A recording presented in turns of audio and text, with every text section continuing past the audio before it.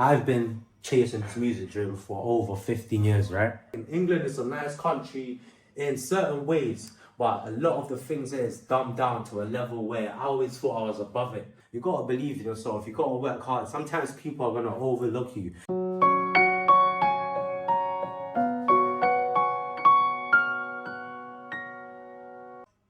What's good, YouTube? My name is Piff, and today I'm about to give you the information that you need and the message that you definitely need to hear. So if you clicked on this video, it's for a reason. There are no coincidences, and everything does happen for a reason. So God told me that you will see this video when He knows that you're ready to hear it, right? Now, this video starts with a story. So basically, I've been chasing this music dream for over 15 years, right? Okay, so I started basically doing like this thing called grind that we have in the UK, which is music. Rappers basically rap very fast and stuff like that. I was a bit younger, I kind of started liking that when I used to watch pirate radio stations, etc. And all the upcoming grime artists that are now big in the game, etc. Got inspired by those, so I decided to start my own thing because when I was a kid, right, I was really intrigued by music. I mean, my parents would tell you that even. I've got videotapes of me dancing in the middle of the party, everything, and just being basically the child of the party and giving energy to everybody and basically, you know, giving that light and sharing and spreading it. So, long story short, I basically decided to chase this music dream, and when I started it wasn't easy because English is not my first language, right? My first language is actually Portuguese, as I'm Angolan, and I was born in Rwanda and then moved to London when I was 9 with my family, right? Because of obviously civil war and lots of things that were happening in my country. So we migrated to UK and we started as refugees, right? We was just like, didn't have a British passport or anything like that. So yeah, I basically started growing up in this country, and most of the things that I know now was due to the English and obviously the people around me that I grew up in school, etc. Now, I've always been one of those people that stuck to myself. A lot of people in school pretty much call me a loner. Some of my friends used to call me CJs because basically my name's Cassius, and if you're always on your J's, you're always alone, right? So I've never really been the type to follow the crowd or anything, and that has been my approach to life and everything. I don't know what it was about me as a kid. I've always felt this thing inside me where I felt like, I don't know, I could just see things and understand things that other people wouldn't. I'll often see my friends playing around in primary school and doing things that I would question myself, and I'll be like, why is everyone acting like this? Like, why don't they think what I'm thinking, or why are they not kind of, yeah, I don't know. I just felt like a lot of people wasn't that conscious, I would say. So I'll say I had a conscious very young. I was aware of things that others weren't. So anyway, I think that that thing about myself has separated me and kind of made me an outcast in a lot of things in my life, you know, friendship groups, social groups, anywhere I go pretty much. And yeah, that thing right there, right, is what kind of drove me to spend more time alone and work on myself and chase my dreams, which is music, right? So I started to write from a really early age, and basically like started working on my singing, started working on rapping just by watching other people do it and stuff like that. And I always thought that this is the only thing that pretty much God has put in my heart. And not only that, basketball as well. When I was younger, I used to play for the local team in the area, and yeah, this has basically been like something that, you know, has inspired me to think in a certain way, to work hard and always go for my goals, to be repetitive about the things that I want to do, as in repetition, to always practice. So yeah, I've always practiced on so many things, and I've never in my life once thought that being in front of a crowd right now or being on YouTube and expressing myself and giving you the story right now would be a thing that I'll be doing. I always thought to either, you know, freestyle. Like, I watch a lot of the Americans growing up. I don't know, I was just always like drawn to the way that certain Americans do things, because I don't know, I feel like in England it's a nice country in certain ways, but a lot of the things there is dumbed down to a level where I always thought I was above it. So what I did was basically work on myself, regardless if people accepted me for me, regardless if people supported my dream around me or in the outside.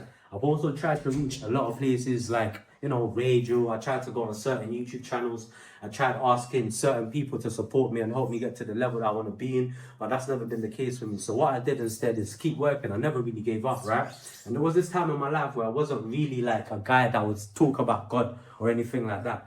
And my mom actually used to force me to go to church on Sundays and stuff like that. And I wasn't really like fond of that, because every time I was in church and like, let's say the pastor was preaching or reading a Bible verse, I start to fall asleep. And I always question myself, why am I always falling asleep when I'm in church? If God really wants me to do this, then why am I falling asleep in church? Anyway, things happened between my life, or a few things happened. I started going, certain directions where a lot of people would say you shouldn't be going towards. For example, smoking. I started smoking from a very young age. Not too young, right? Because I was always clued up in the head, because most of my friends and people were smoking in, like, let's say secondary school, like, when they're 14, 13. Me, myself, I always used to tell them friends, why are you guys smoking for? Just focus on your basketball dreams. Why don't you keep writing music? You know, that's the advice I'll give to them at a very young age. I was thinking like that.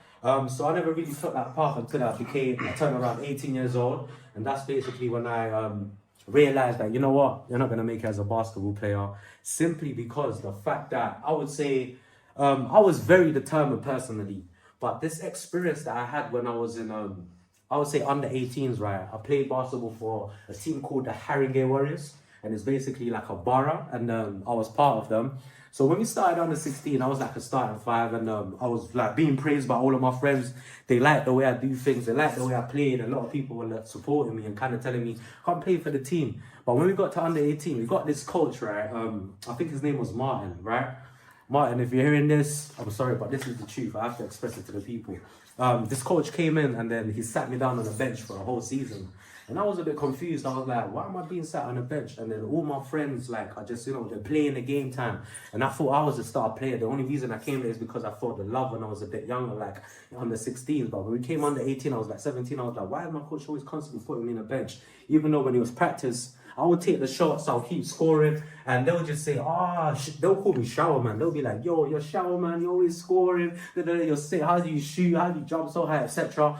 And I always share the information with my people. I would never want to keep information to myself or anything like that. But anyway, long story short, again, that season, right, what happened is I sat throughout the whole bench. Can you believe it? Like, I can't believe it till this day. And I felt so alone because most of my friends were so happy playing. And I felt like, all these people that supported me when I first came here, no one's telling the coach, like, put Cassius on, put Piff on.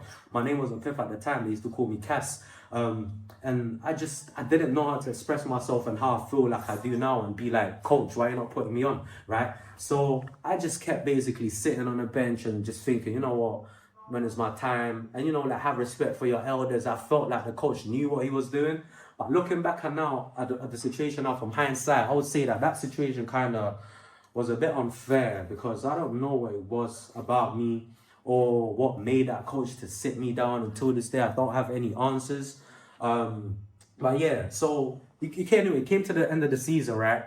We was playing this game where we made it to the finals. I remember I hadn't had no game time at all throughout like 30 games. We traveled to so many places. They'll put me on for like 5 minutes. I'll take 2 shots, put me down. That's the only game time I had in a 4-quarter basketball game. I remember each quarter of basketball is like usually 10 minutes, 12 minutes, and some are even 15 minutes, right? So we came to the end of the season, and then all my friends were playing, and then the other team was like, everyone was going crazy. Like, we had this crazy thing where it was like just back-to-back scoring forth. The other team scores, we scored. It's an exciting game, and we really wanted to win that game. I remember I'm the guy that's on the bench, constantly being put to the side and kind of overlooked in a way, right? So what happened is, I think we had like a minute left to the game, and we was down by about how long? I think it was down about, I don't know, 3 points, right? Or like 4 points or something. And the coach just decided, he looked at me and he said, you know what? Go in the game. And I just said, oh, God, thank you so much. I don't think I believed in God, but something in me must have just automatically said, thank you, God. And I was like, I've been watching so many basketball games. I used to watch Michael Jordan, Top 10, Reggie Miller, one of my favorite players, Larry Bird, all of that, just get inspired. And one as well, Skip to my all of that. If you know about it, you know about it. If you don't, you don't, okay? But this is actually facts and things that you can research. So I came in at towards the 1 minute of the game. It was down by about 3 points. I got in the game. As soon as I got in, as far as I remember, you can obviously let me know if I'm wrong if you're watching this video and you know me. But I remember grabbing that basketball, right? And then my friend looked at me. His name was OJ. He was really good with point handling. He had great handling skills. And then we was down by 3 points. Can you believe it? As soon as I got in the game, I think I got the ball, boom, boom, boom, boom, boom, scored 1 point. And if it wasn't me, it must have been another player. That point actually equalized us or made us down by 1 point. I can't remember the story exactly, but what happened is this. Now watch what happens.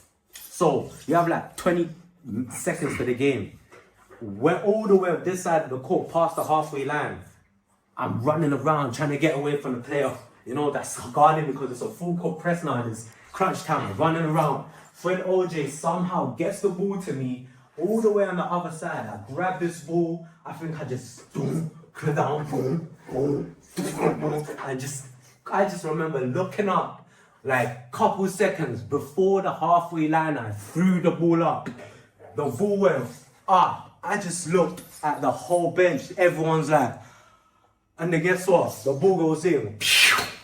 Boom! We win the game. Everyone stands up. Oh, running. They pick me up. They go, oh! I'm all like, ah, we won the season. Yeah, we made it. Everyone's so happy. They're like, yeah. The coach that didn't put me in the game was happy. Everyone was so like, I was just like, wow. This is on camera, by the way, because we was recording our games them times.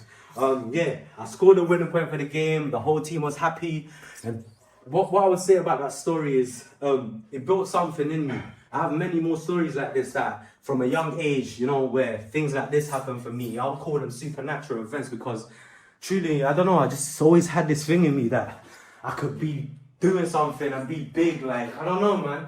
But yeah, that was the story, and that day right there marked a very point in my life that no matter what you do, you know, you gotta believe in yourself. You gotta work hard. Sometimes people are gonna overlook you. Sometimes people are gonna hate on you. Sometimes people are gonna lie on your name and make other people think something else of you.